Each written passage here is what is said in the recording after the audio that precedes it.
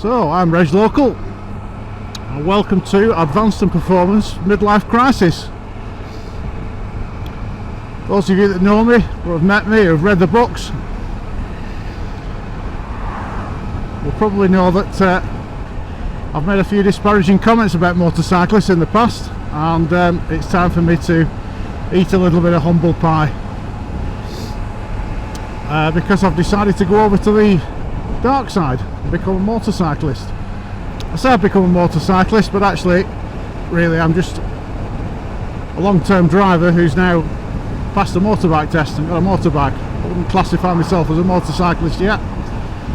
I'm still very, very inexperienced. But just to give you an idea as to why I've decided to go into motorcycling to a degree, there's various reasons. One friend in particular, Daft Andy, who came over to Siberia with us, who sent in the Siberia videos. Andy's been a motorcyclist for many, many years and has been slowly pecking away at me, suggesting that really it was time I got onto two wheels. So I thank Andy in part for this. Another reason is I think it does you good every now and again to go back to being a learner and to learn new skills.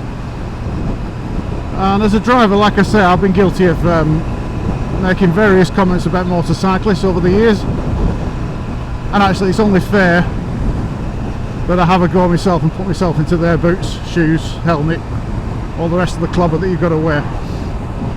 So here I am. I started the process back in December 2017 when I passed my theory test, and then I did my CBT, compulsory basic training. So anybody wanting to learn to ride a motorbike has to do a day's compulsory basic training at a recognised motorcycle school. And then in January of all times, I did a direct access course. So I spent 2 weekends riding around under instruction on a full-size bike, on a Honda 600.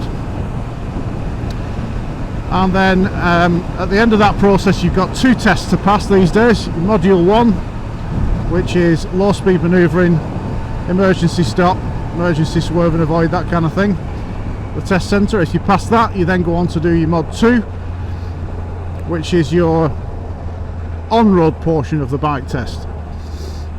And that's very similar to your DVSA car driving test. An examiner follows you around, gives you directions through a radio link, and assesses your ability to safely ride a motorcycle. So I did all that in January, passed my test at the end of January, got my full bike licence, and of course I'd already acquired a bike. It was sat in the garage waiting to be ridden. And then once I passed my test, of course winter came with a vengeance, but I have been riding it a little bit. I didn't really want to record much of the learning process because I wanted to concentrate on learning rather than faffing about with cameras and maybe distracting myself from the learning process. But I have to say that learning to ride a bike has been a really, really interesting process, and you do see the world through a different set of eyes and ears and nose as well. We'll talk about in a bit. So I've been riding for a few weeks now, just about getting to the point where I'm not having to think too much about controlling the motorcycle. So braking, gears, clutch, steering, they're all becoming a little bit second nature, although I don't want to be too complacent about that. But I'm certainly a little bit more comfortable on the bike now than I was at the start. So I suppose I'm at that, getting into that unconscious competence stage now as far as controlling the bike's concerned. Now the roadcraft, obviously a lot of the advanced driving stuff I've done transferred nicely across to riding the motorbike. The roadcraft stuff, the observations, planning, road positioning, but even so these are very different machines to cars. And one thing that you're very aware of on a motorcycle is your vulnerability. So we're open to the air, open to the elements,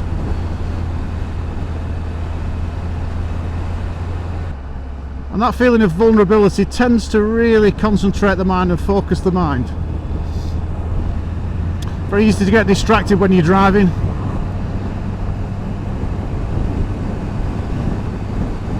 Passengers, kids in the car, telephone calls, radio.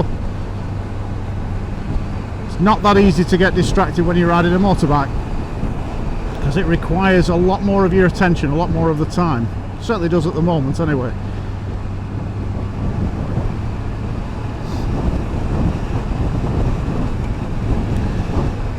So I've been driving cars for 32 years this year, and it was a very, very novel experience going back to being a learner, riding with L plates on, going through the DVSA process. But I think it's done me the world of good, to be honest. Certainly as somebody who spends his time at weekends giving advanced driving instruction, does you a lot of good to go through the process of learning again and doing a test again. So is this a turning point for Reg? Have I gone over to motorcycling never to return? No, definitely not. At the moment I'm really enjoying motorcycling alongside the driving. Driving is my first love, I think it always will be.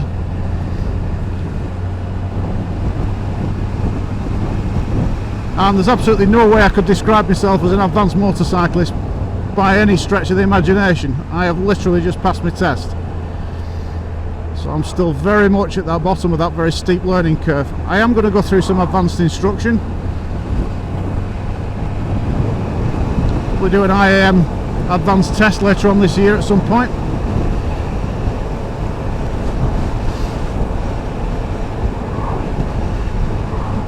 And then see how far we can take that. But at the moment I am very much new to motorcycling.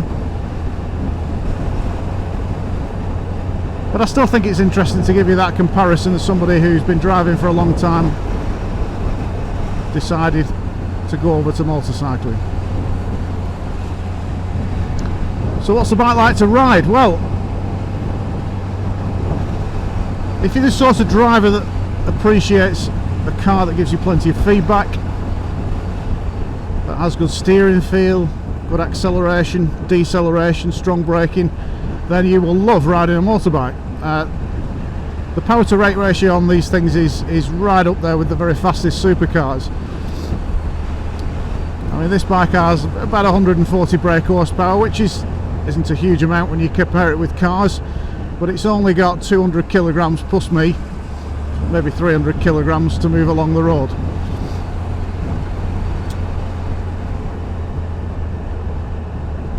Which for an experienced rider will make it absolutely ballistic.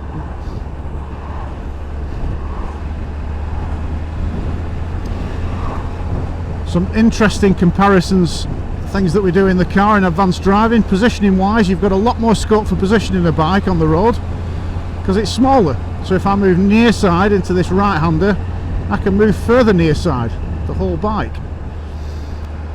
Positioning is compromised quite a bit today because of the weather conditions, the road conditions, mud on the road, salt, greasy road conditions. So as I say, you can move the bike around a lot more, getting the advantage of that positioning for your view, your positioning to the corner.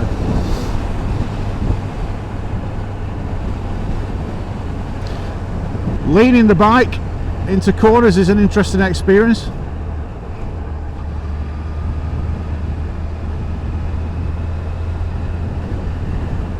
And actually, once you get a little bit of confidence in the tyres and the road grip that's available, it's quite a nice feeling leaning over on the bike, rolling a little bit of acceleration on. Those of you that know about motorcycling will have seen already that I've tried to change up to 7th gear several times. Still getting used to the gearbox and the feel.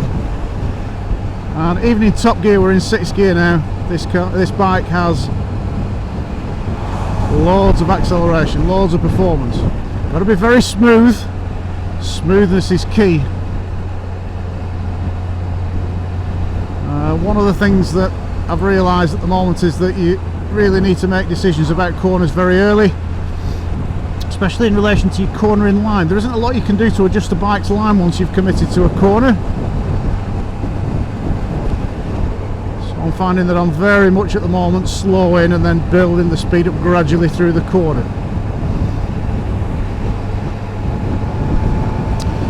But this thing very much feels alive under you.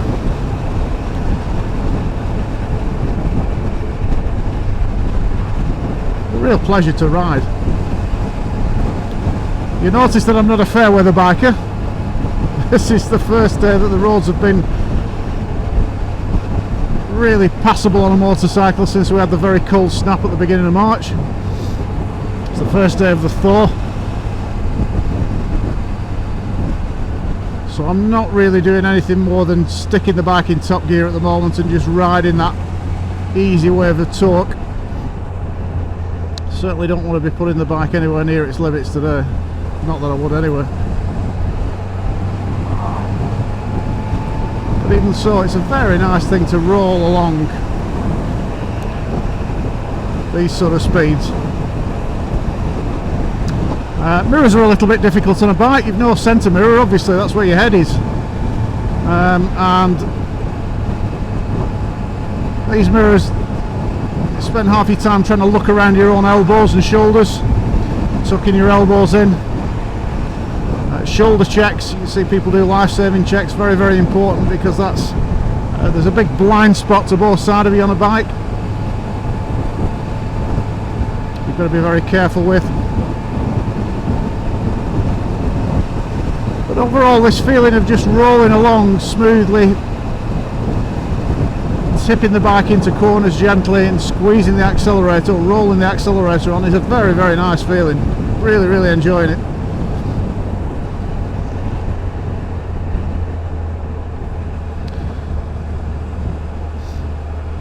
I've no doubt there'll be loads of motorcycling experts watching this video, spotting hundreds of mistakes that I'm making.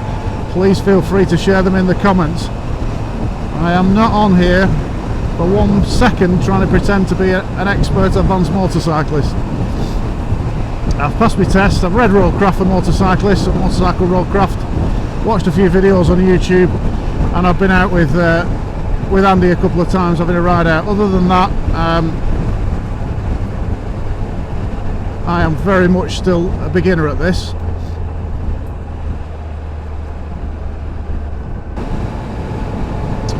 I'm quite happy to sit in a following position behind this BMW at the moment. Nice long following position at the moment.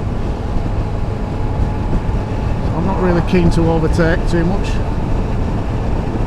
Quite happy just to sit here, rolling along at 50, changing speed limit up ahead, checking the mirrors.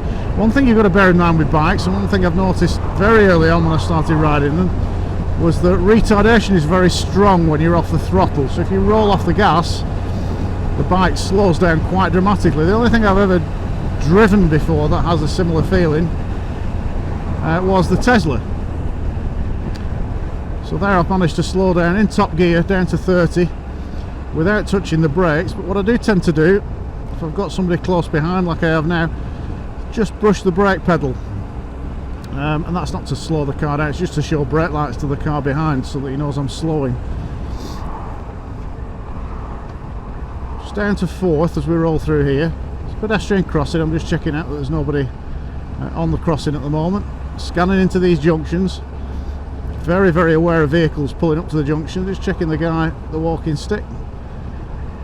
There are a couple of signs there, road narrows from both sides, traffic lights 150 yards. Positioning out towards the centre of the road there just to extend the position. There's the traffic lights, another pedestrian crossing. Road surface is another thing that you become very very aware of when you're riding a motorcycle. There are certain defects in the road surface that you wouldn't give a second thought to on a car, but on a bike they could have you off very easily. So all these little potholes and little deviations in the road surface, vehicle pulling out there, it's not that one that's the problem, it's the next one behind it that might pull out. To be fair to him, I wasn't in view when he started moving out. So a little mental note about the van in front. He's just pulled onto our road. He might turn off in the next mile or two. Changing speed limit up ahead to a 40. Checking the mirrors again. Shoulder check just before we accelerate. Sign up ahead for a lay-by.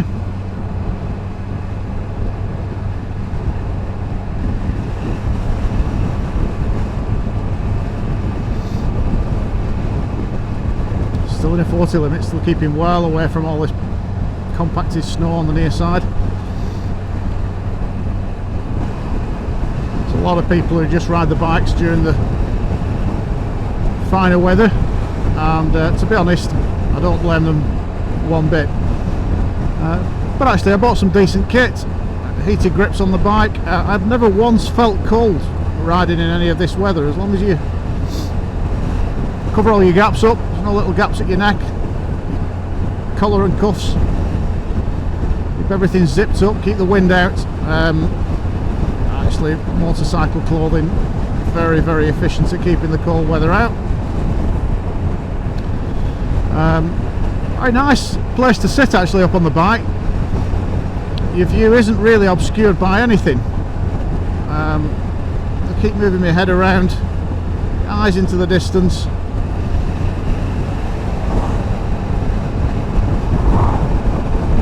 A real smell of manure there. That's another thing that you notice when you're on a bike.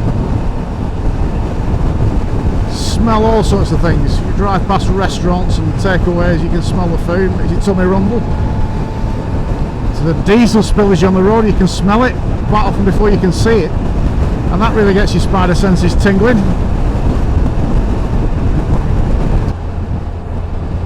So one of the main reasons I got the bike as well was to commute to work. My commute is a horrible run round part of the M60 into East Manchester.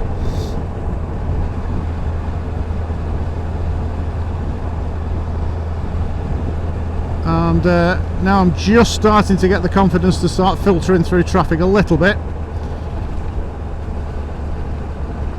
Be very, very careful once the traffic starts moving. I tend to just sit in lane then, but when the traffic's stationary on the M60, I will very, very slowly plod between lanes 2 and 3. And when the traffic stops at traffic lights and such like, it's quite nice to be able to just gently bimble your way through to the front.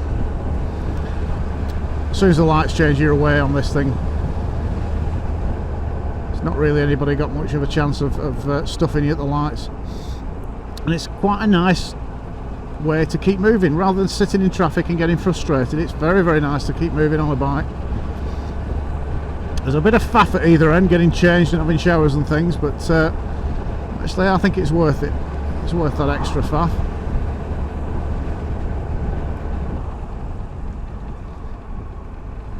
And the white van's turning off just as we predicted it would do. Not enough gap to get through there, so just click it down into first and come to a stop. Eyes are up, we don't steam up.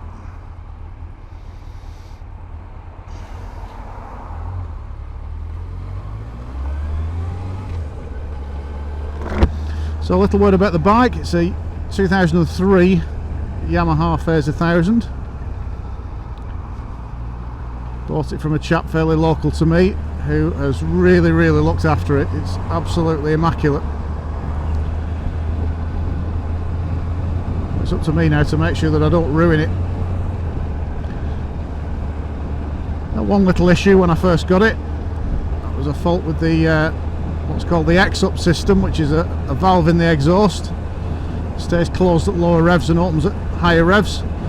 It didn't stop me riding the bike was fine. But I managed to get that fixed a couple of weeks ago, and right, it's made a massive difference to the performance of the bike.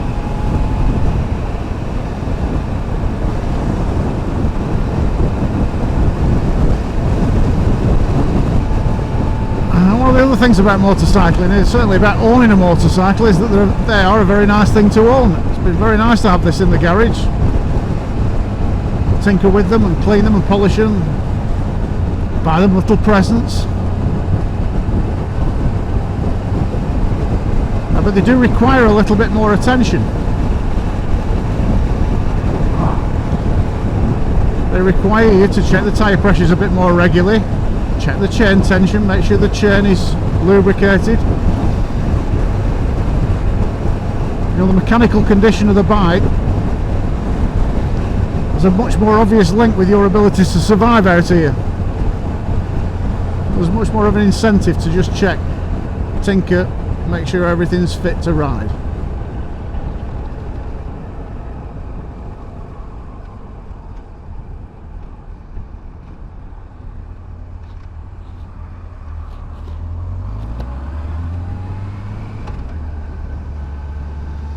On roundabouts like this where I get a little bit nervous just tipping it over, especially when it's wet like this, surface isn't the best. We're off at the next one, so left signal, left shoulder check, cancel that signal now, and just gradually build the acceleration up. Well, this thing really pulls when you just pull the revs around a little bit, and I'm revving it up to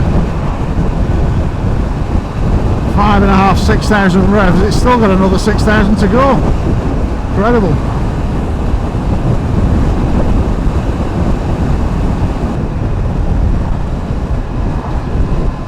So does this dramatically change the Reg Local YouTube channel and the content I'm going to be putting on? Well, not really, no. There will be some motorcycling content now, but I'll just fit it in around everything else. There's still plenty of stuff for me to do about cars and driving. Got a couple of trips away planned this year. We should get some nice interesting YouTube footage on cars and driving. Motorcycling, I'm going to continue learning. I'm going to share that learning experience with you.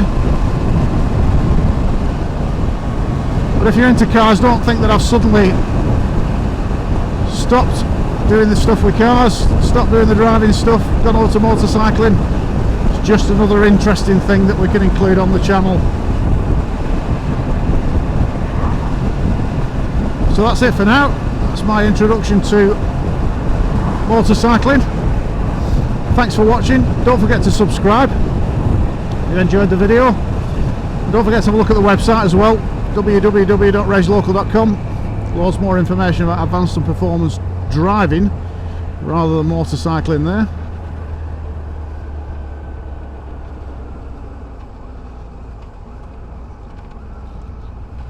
But for now, thanks for watching, and we'll see you next time.